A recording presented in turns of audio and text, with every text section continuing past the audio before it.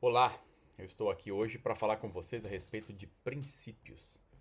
Princípios são leis imutáveis, são leis que independem de você acreditar ou não. Eu vou te dar um exemplo.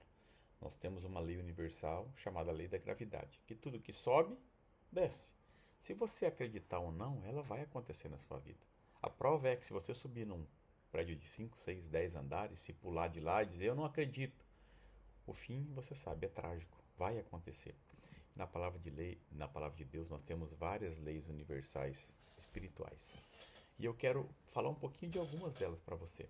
Nós temos aqui uma lei chamada a lei da semeadura e colheita. Tudo aquilo que você semear, certamente você vai colher.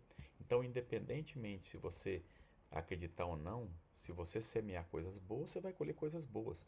Se você semear coisas ruins ou más, você vai colher coisas más e ruins. Então você precisa entender isso. E eu estou aqui para falar desses princípios, dessas verdades. E eu quero falar o que está lá em Lucas capítulo 15 a respeito de um pai que tinha dois filhos, mais conhecido como a parábola do filho pródigo. Na verdade, Jesus disse: eu vou contar uma parábola e tem três histórias. Essa é uma das histórias dessa parábola. Tem outras duas, mas eu quero me ater a essa.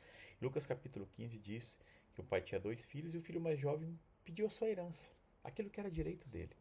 E então ele vai, o pai dá a herança para ele e ele vai para uma terra distante para aproveitar, para viver dissolutamente a sua vida. E interessante que depois de alguns dias, esse filho mais novo junta seus pertences, parte para essa terra distante. E então ele tinha amigos, festas, orgias, né? E aproveita, entre aspas, a sua vida. Mas a Bíblia não fala quanto, mas passou um tempo e chegou uma grande crise naquele país. E ele então começa a passar necessidade, porque ele gastou tudo. Então, desesperado, sem recursos, ele procurou trabalho. E o máximo que ele conseguiu foi um trabalho humilhante para os judeus, que era cuidar dos porcos. Por quê? Porque os judeus eles consideram os porcos animais imundos, segundo a tradição deles. E isso era humilhante e irreverente. E estando junto com os porcos, de tanta fome, ele tinha vontade de comer a comida dos porcos. Naquela época, nós vemos que ele estava passando por uma situação tenebrosa, difícil. E ele se lembra do seu pai. No versículo 17 ele diz assim: quantos dos trabalhadores do meu pai têm pão com fartura e eu aqui morrendo de fome? Até os servos do meu pai têm isso, não só necessário, mas alimento em abundância. Isso demonstrava somente a generosidade do seu pai. Ele conhecia o pai que ele tinha, enquanto ele estava morrendo de fome. E diante desse estado deplorável, o filho resolve tomar uma atitude. E no versículo 18 em diante ele diz assim: levantar-me-ei, irei ter com meu pai e lhe direi: pai, pequei contra os céus e contra ti, já não sou digno de ser chamado seu filho, mas me trata como um dos teus trabalhadores. E levantando-se foi para o seu pai. Olha que interessante. Situações de mudança, de transformação, muitas vezes vêm e nós sabemos que precisamos de mudança. E precisamos dessa consciência. O que muda as nossas vidas é a consciência. Só que se ela precisa ser ajudada por uma atitude. Ele reconhece a necessidade de se arrepender, se arrepende, mas ele levanta-se e vai. Essa é a atitude, essa é a decisão mais acertada da sua vida. E então eu quero dizer algo para você. Cuidado com as suas decisões em tempos de crise. Por quê? Porque quando você está muito feliz ou muito triste, você toma algumas decisões que acabam comprometendo ou se comprometendo com algumas situações que depois você se arrepende. Porque quando você toma decisões importantes em tempos de crise, o seu fim pode ser entre os porcos. Portanto, não se precipite, pense melhor, cuidado com as pessoas erradas, não saia como o filho pródigo, como ele saiu da igreja, como ele saiu da casa, como ele saiu do trabalho, da empresa, não. Não deixe para dar valor para sua família quando você estiver entre os porcos ou no inferno. Lembra do rico? O rico só lembrou da família lá no inferno. Nunca é tarde para dizer: levantar-me-ei e irei ter com meu pai. Deus pode devolver tudo o que você perdeu.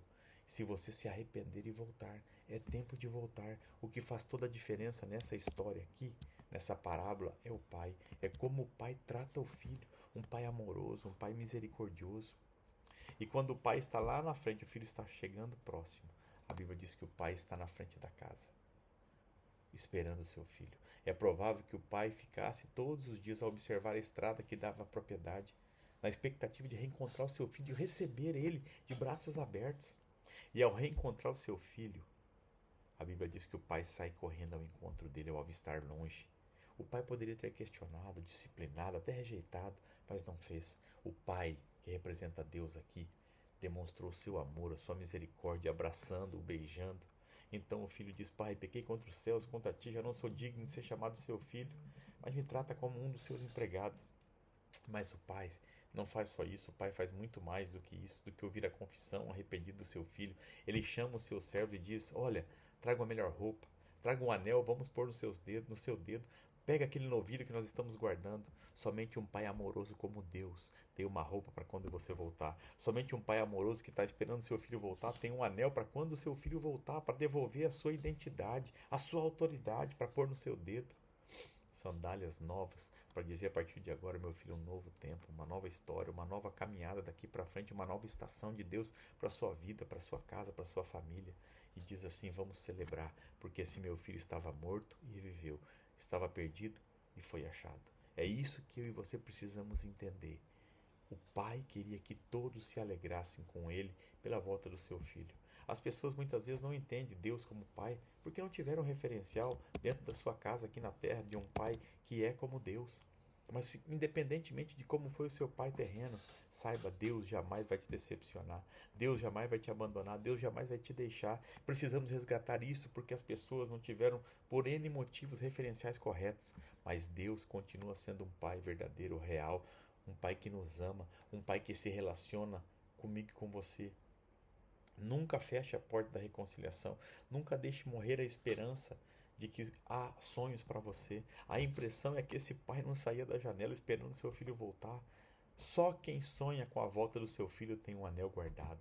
Só quem sonha com a volta do seu filho tem roupa nova guardada para celebrar o retorno. Só quem sonha com o retorno do seu filho tem sandálias novas para os seus pés. Só quem sonha com o retorno do seu filho está engordando um bezerro cevado para celebrar quando ele voltar. Isso é manifestação da graça do Pai. O Pai cobriu a vergonha com honra. Nós temos motivos para festejar. Convide os amigos. Será que não é isso que está faltando na sua casa?